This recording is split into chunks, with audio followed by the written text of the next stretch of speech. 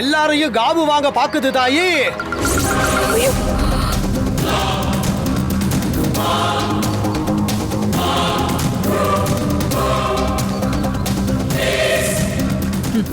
வாங்கின காசுக்கு மேல கூறான்.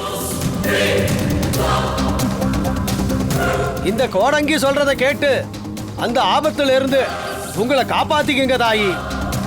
இந்த வீட்டோட மூத்த தாயிலிருந்து இளைய தாயி வரைக்கும் அது விட்டே வைக்காது.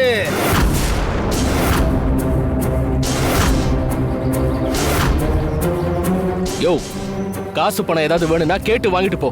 ஆனா அதுக்காக உன் இஷ்டத்துக்கு அளந்து விடாத.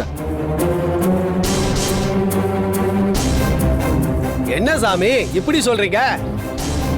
இது என்னோட வாக்கு இல்ல, ஜக்கம்மா என் நாக்குல இருந்து சொல்ற வாக்கு. நடக்கிறத நடந்த விஷயத்த சூசகமா சொல்லியும் உனக்கு புரியலையா?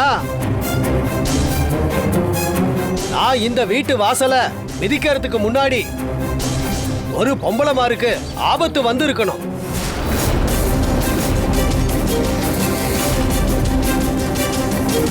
நான் சொல்றது நிஜமா இல்லையான்னு நீ சொல்லு.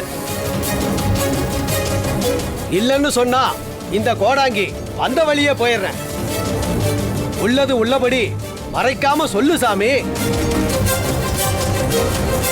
ஒரு பொம்பளமாருக்கு அக்னியால ஆபத்து வந்துச்சா இல்லையா? ஆமா கோடங்கி, என் மருமக புடவையில இப்பதான் நெருப்பு பிடிச்சது. இப்ப என்ன சொல்ற சாமி? காப்பிடி அரிசிக்காகவும் கையில கொடுக்கிற காசுக்காகவும் பொய் வாக்கு சொல்றவன் நான் இல்ல,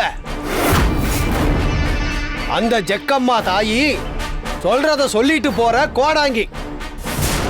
இந்த வாக்க கேட்கலன்னா அது உங்க பொல்லாத காலம். கோடங்கி, இப்ப நாங்க என்ன பண்ணணும்?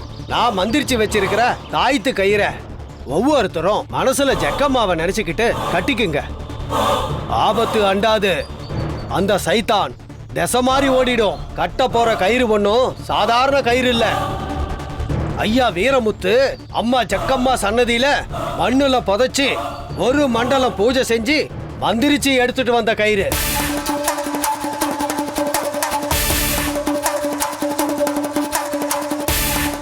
இந்த கயிறை பார்த்தா அந்த சுடுகாட்டு சாத்தான் தலதெறிக்க ஓடிரும்.